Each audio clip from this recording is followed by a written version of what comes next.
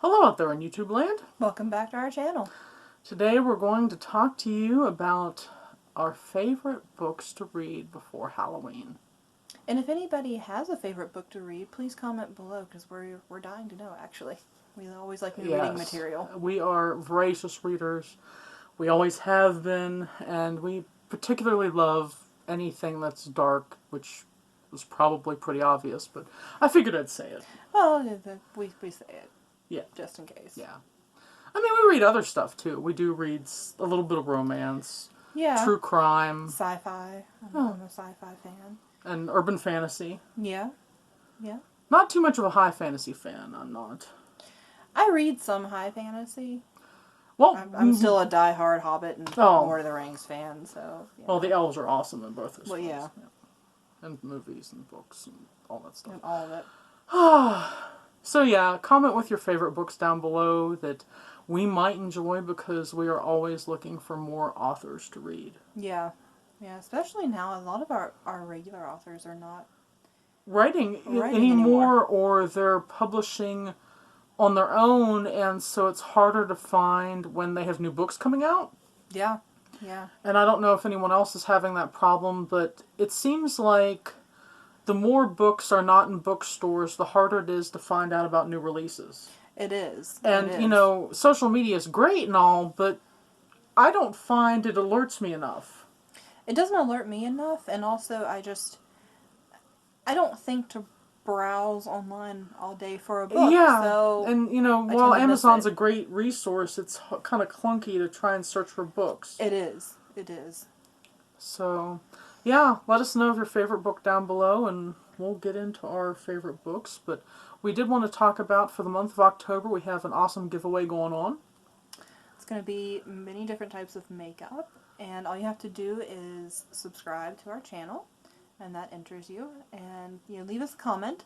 You just hit the Rafflecopter link that'll be located down below, and it'll give you all the details on how you sign up and everything, and it's for the continental United States, and we really hope you enjoy the prize. We'll have lots of pictures and everything posted in the Rafflecopter link, so you'll see what is available and what the prize actually is. Yeah, but it's going to be, from brands like Tarte and Jeffree Star and... Morphe. Just a variety of things. It's going to be a trick or treat.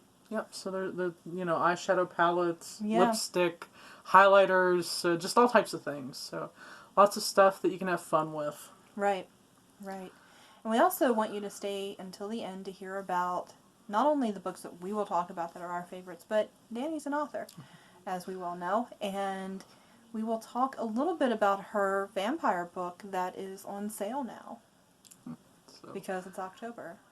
And we're doing vampires! And vampires are the thing. So, I guess my traditional books before Halloween started when I was young. And I still read one to this day, and it's called The Witch of Blackbird Pond. And it's not particularly a horror book. It's more along the lines of the Salem witches. Okay. Which are... which is which. Yeah, absolutely. It's an interest of mine, is looking at witchcraft over the centuries and how women were treated in the past. And this book has elements of not only the Salem witches, but it has elements of early America and a little bit of romance and a little bit of friendships. Oh, very cool. So it is, a young adult book, but it's something that I go back to. It's just a very quick, literally one-day read for me. Well, to be honest, young adult is kind of a new thing. Right. Because it used to be that books, even though that they had teenage protagonists, were just included in the fiction section.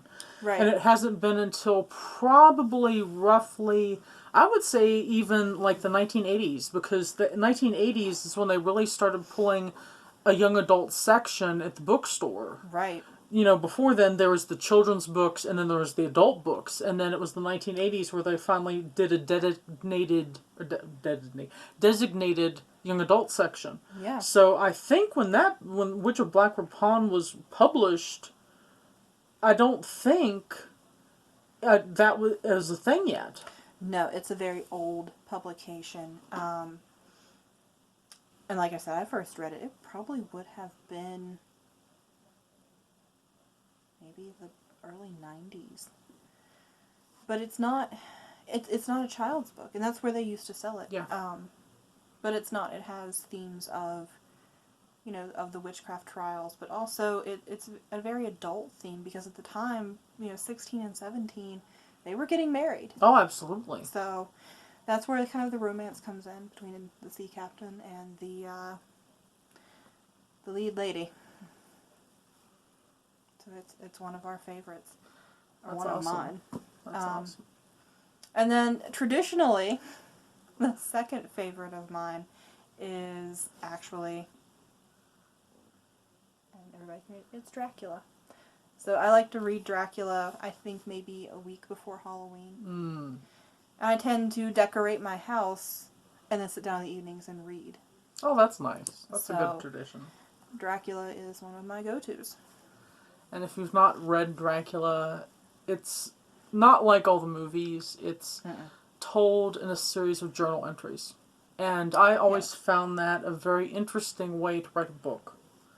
Because it's tricky. You have to know how to fashion things that happen in a character's life so that it's still, you can tell it's a journal entry, but it's not all just, well, Joey went to the store, Joey did this, Right. So it's a very tricky way to write, and I still to this day give Bram Stoker props for the way he handled that novel. Oh, absolutely. I mean, he wrote it seamlessly, Yeah. flawlessly. And you can get into Jonathan's mind. You can see, through all these different aspects, and you can see them very clearly. Yes. So, well, my books that I read before Halloween are two of my all-time favorite books. One of them is House of Leaves by Mark Danielewski. I always have trouble pronouncing his last name because it's long and it's full of consonant clusters. But House of Leaves is about a house that measures bigger on the inside than it does on the outside. Which, at first, thought that doesn't sound like a big thing, except for the fact that this house enters into itself into other dimensions. right. And at the same time, it has another story in the footnotes of the guy who actually finds the book about the house. And it goes through the horrors he himself experiences as well as while he's reading through this manuscript. And it's just, every time I read it, I stumble across something new. It's not, a straightforward book. There's pages that are written in spirals. There's pages that are written in triangles to really get you uneasy and uncomfortable as you read. And it's just a very clever novel, I think. I think it's a very clever novel. I've actually read it too. I borrowed it from Dani. And I read it, I think, after one of my surgeries. Yes. And it was just a very interesting book. and I would sit there, I would literally turn the book, and my husband's looking at me and going, "What is wrong with you?" I said, "I'm reading." He said, "Reading what?" And I showed him. So it's an experience. It's not just reading. It's a visual experience, which is not something that's a common thing with a book. Usually books are just words on a page that help your imagination flow. Whereas House of Leaves turns that on its head. So you're not only reading words on a page, but you're physically having to do something in order to get to those words on a page. Right. And so I thought it was a really clever way to do a book. You interact with it more. You do. And, you become it's part of that story. It's more than just, like, interacting on something online or something or playing a video game. You're into the book itself, and it kind of bridges that gap between readers and people who enjoy lots of physical activity in terms of video games or, what you will. I mean, it just kind of bridges that gap between the two, and it's just a really unique book. My other book that's become a fave is Night Film by Marisha Pressel. Let me try not to get the light there. There we go. And it kind of hits all of my happy points for a book because it talks about a famous horror film director who is very mysterious. And when you get into being a horror film fanatic, these directors become your sources of art.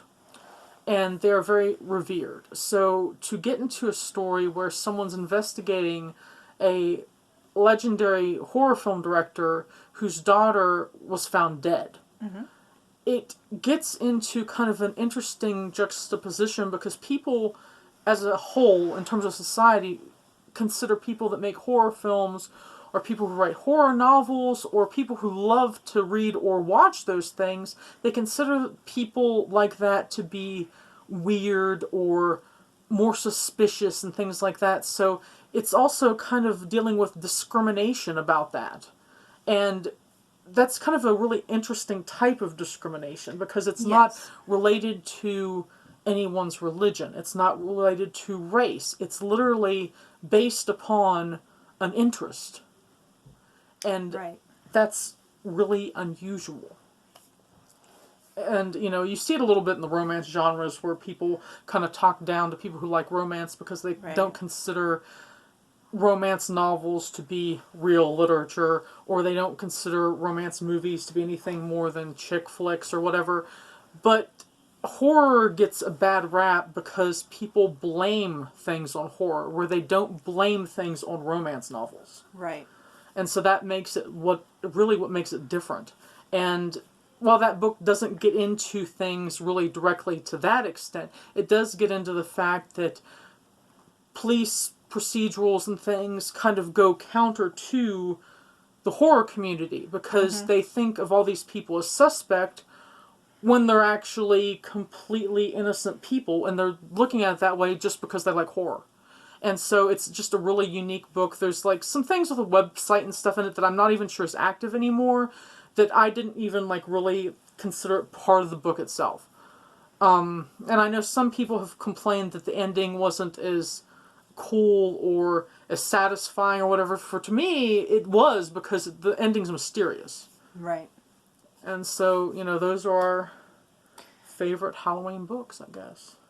Yeah, those are a few of them. We have a lot of books. I don't think, you know, any reader has, like, the ability to say, this is my absolute favorite book, because there's so many.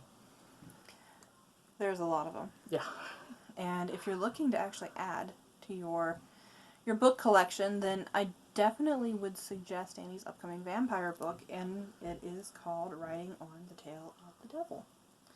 And it follows the life of Matthias, who is a very interesting character in the beginning to me. He's had a rough life, and then he ends up kind of cannonballed into the realm of the vampire. And it's very good. It's very interesting. You'll have elements of horror. And, you know, I mean, you can talk about that a little bit more than I can because you are the author. Well, I mean, it's kind of... When I set out to write the book, I didn't want to write a usual vampire book. I wanted to go along with kind of common tropes in that the vampire's always the outsider. So, in my head, what's more of an outsider in American society? Someone, a street person, someone that's homeless. And so then you get into the reasons, why is that person homeless? What made their life at home so bad that they're willing to live on the street instead of staying at home? Right. And then you get into the dangers of street living. The fact that, you know, there's so many different ways to die. There's so many people that don't care about you and want to abuse you and take advantage of you. And so I kind of delved into all that first before I even got into the vampires because I wanted it to be realistic. It's a social book as well as, you know, it's looking at kind of a different point of view of social issues. You have homelessness, of abuse, and then it shifts into something very different. And, you know, somebody might think that, oh, he got to be a vampire, then his life's easy. No. His life is never easy. No. No, not as a vampire, not as a human, not as a vampire. No. And it makes for a very interesting read because you're going to see a lot of different themes. It's not the unicorn, so to speak. You know, being turned into a vampire is not simple. It's not, giving you everything you ever wanted. Right. And that is down to some of the physical characteristics of the vampire. So definitely check it out. It is on sale now. Mm-hmm. You can get it on Amazon in ebook and paperback. And don't forget. Don't forget to enter our giveaway, and we will have that posted down below for the Rafflecopter link. And that is it for now. Stay spooky, people. Yes. And until next time. Bye. Bye.